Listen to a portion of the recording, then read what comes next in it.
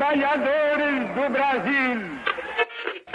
Assim sendo, declaro vaga a presidência da República. Sejam todas, todos e todos muito bem-vindos a mais um episódio do podcast Mundo História. E no episódio dessa semana, eu vou falar com vocês um pouquinho sobre como a Igreja Católica atuou como uma ferramenta, como uma força de combate ao comunismo, ou a fantasma do comunismo, a teórica invasão comunista no Brasil e também no mundo como um todo.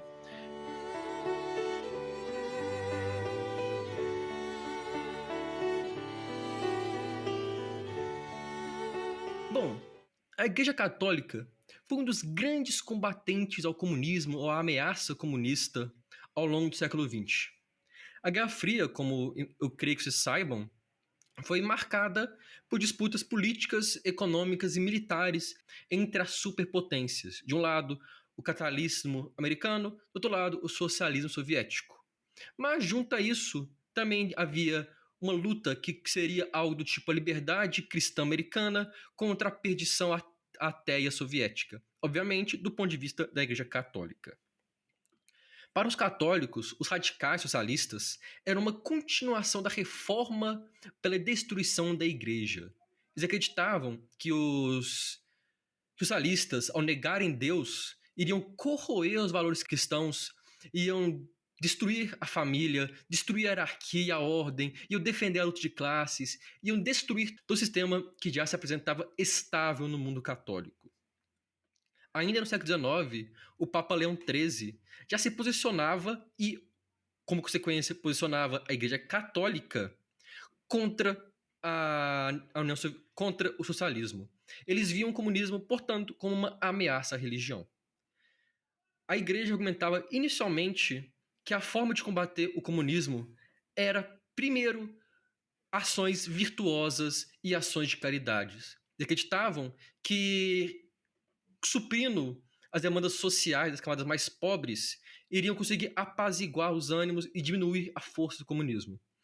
Ao mesmo tempo, o Estado deveria atuar combatendo greves e protegendo a propriedade privada. Nesse quesito de participação junto aos trabalhadores, o papado defendia ainda a criação de corporações cristãs de operários como forma de enfraquecer os partidos socialistas. Se os socialistas criavam sindicatos, criavam sovietes, cabia à Igreja Católica criar corporações para unir os operários, lutar um pouco por seus direitos, mas, acima de tudo, tirá-los do socialismo, deixá-los longe das ideias socialistas. Um marco dessa luta contra o comunismo pela Igreja Católica foi na Guerra Civil Espanhola, conflito militar que levou o fascista Francisco Franco ao poder na Espanha e que foi marcado pela perseguição ao clero. Padres e freiras foram presos e assassinados, igrejas invadidas, objetos sacros destruídos, muitos desses atos realizados por comunistas. Dessa forma, no momento que uma nação historicamente cristã, uma nação conhecida por sua defesa do cristianismo, é atacada pelo comunismo dessa forma, forma-se uma grande frente, forma-se uma grande força de combate ao comunismo, liderada pelo clero alto e baixo. No Brasil, esse combate teve um fortalecimento junto ao levante de 1935, a famosa intentona comunista, que, apesar de não ter tido a menor possibilidade de funcionar, de obter sucesso, de levar o Brasil ao comunismo, ao socialismo, foi usada por regimes autoritários, como o regime Vargas, como uma forma de mostrar uma possível ameaça socialista no país. É uma ameaça socialista essa que deveria ser combatida também pela Igreja Católica. Vale ressaltar que, em 1937, o então Papa Pio XII chegou a anunciar que a Igreja não estava mais prevenindo o avanço do comunismo, e sim agora reagindo a esse. E que o comunismo era uma ideologia má, incapaz de ser curada e incapaz de ser uma aliada da Igreja Católica.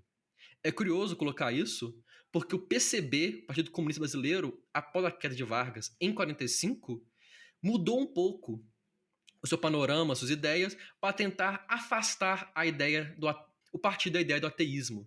Afinal de contas, o Brasil era e ainda é um país extremamente religioso, principalmente católico.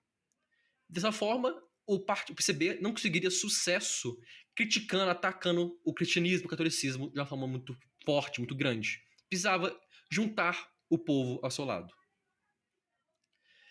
No combate brasileiro ao comunismo, diversos bispos escreveram cartas que eram enviadas às igrejas, às comunidades, eram lidas durante as missas e explicadas, de forma que o povo entendesse a mensagem e, acima de tudo, participasse da luta que a igreja convocava contra o comunismo. Vale destacar, inclusive, que no Brasil, as grandes lideranças religiosas que não faziam parte do clero em si eram mulheres. As mulheres foram as principais responsáveis por mobilizarem movimentos e manifestações católicas contra o governo do Jango e contra a teórica invasão comunista. E essas mulheres sempre tinham como ferramenta, como arma, o rosário ou o terço. E daqui a pouquinho eu falo um pouquinho mais disso. A luta contra o comunismo permitiu ainda o surgimento de novos grupos e entidades. A Ação Católica, Ciclos Operários, Congregações Marianas, Irmãos Vicentinos, Filhas de Maria. E dá para perceber que a figura de Maria, Nossa Senhora, era muito invocada. Não é à toa. Um exemplo disso é Nossa Senhora de Fátima, de Portugal, que foi utilizada como propaganda anticomunista portuguesa, porque, de acordo com a história que criavam, que falavam, ela deu aos 3 pastores que a encontraram o rosário para ser a arma de luta contra o comunismo e dizendo a eles que o mundo deveria evangelizar, catequizar a socialista Rússia. Ou seja, a figura de Maria foi transformada de um símbolo religioso para um símbolo religioso e político, para um símbolo de combate, um símbolo de guerra religiosa. Esse movimento contrário ao Jango, contrário ao comunismo, contava ainda com a mídia. As igrejas contavam com programas de rádio, programas de TV, jornais, revistas para divulgarem suas mensagens por todo o país. E chegavam a até mesmo interferir na política. Existia, nessa época, a Aliança Eleitoral pela Família, basicamente um grupo católico que apoiava candidatos anticomunistas e criticava, condenava aqueles comunistas e aqueles candidatos que não se declarassem anticomunistas. Houve candidato a cargo de executivo estadual que sofreu ataques desse grupo, dos católicos, após não criticar o voto aos comunistas publicamente. Junto a isso, também chegava até mesmo a eleger membros do clero, como o padre Calazans, que foi senador por São Paulo na década de 60. Falar do combate ao comunismo, não só no Brasil, mas no mundo, nós temos que falar da Cruzada do Rosário, movimento criado pelo padre irlandês Patrick Peyton, que acreditava que as famílias deveriam se unir e rezar o texto juntas para permanecer unidas e combater o comunismo. Esse movimento era apoiado pelo próprio Vaticano, ou seja, pelo papado, e financiado pela CIA, a Agência de Inteligência dos Estados Unidos, responsável por atuar ativamente na desestabilização de regimes aqui na América Latina. É um consenso de que o Peyton veio ao Brasil, ou veio à América Latina, primeiro no Chile, diga-se de passagem, com uma forma de desestabilizar os governos locais, combater o comunismo e o sindicalismo e fortalecer o catolicismo. Aqui no Brasil, ele atuou em diversas capitais, como São Paulo, Belo Horizonte, Curitiba, Rio de Janeiro, destacando inclusive que o maior evento ocorreu em São Paulo, quando 1,5 milhão de pessoas reuniram em agosto de 1964 para ver o Peyton falando. Destaque, agosto de 64, o regime militar já estava em vigor. Ou seja, mesmo depois do golpe militar, a Igreja Católica e o Peyton continuaram agindo. O Peyton chegou até mesmo a participar da Marcha da Família com Deus pela Liberdade, um movimento civil religioso que uniu diversos grupos religiosos, diversos grupos sociais, liderados inclusive por mulheres, organizaram uma manifestação que foi um dos grandes últimos eventos antes do golpe de Estado que derrubou o Jango. O Napolitano, o professor e pesquisador brasileiro, chega a colocar que Peyton, abre aspas, veio ensinar como a família brasileira deveria esconjurar o demônio de Moscou apenas com o rosário nas mãos, fecha aspas. Ou seja, aquele rosário que Nossa Senhora entregou aos meninos lá em Portugal é revivido aqui no Brasil, revivido na América Latina, revivida pela Cruzada do Rosário em Família, do Peyton, como uma arma, como uma ferramenta de combate. Se a população não pegar em armas para lutar contra a ideologia de Moscou, pegaria nos terços. Na prática, o que ocorreu foi a criação de diversos grupos, seja de mulheres, de operários ou de outros tipos, que atuaram na defesa das ideias católicas e das ideias conservadoras.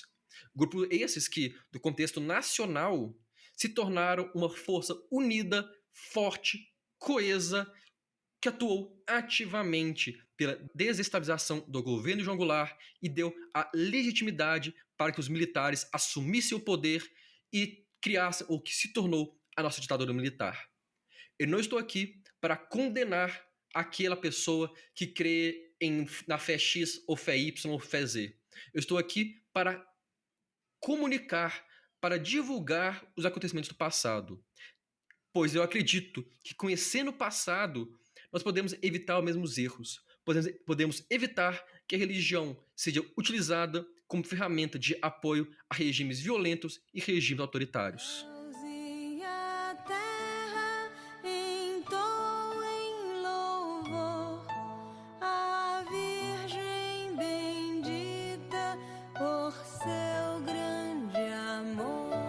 Eu agradeço a todo mundo que pode estar aqui. Convido vocês a nos seguirem no Instagram, Twitter, Facebook, Blue Sky e TikTok nas páginas Mundo de História. Por meio dela, vocês sempre estarão por dentro de quando um novo episódio for divulgado ou de quando um novo vídeo curto ou post for colocado no ar. No nosso Instagram, você encontra ainda o link para o nosso financiamento coletivo, para você que tem condições e interesse, financiar o podcast com um valor mensal, ajudando a manter o programa no ar.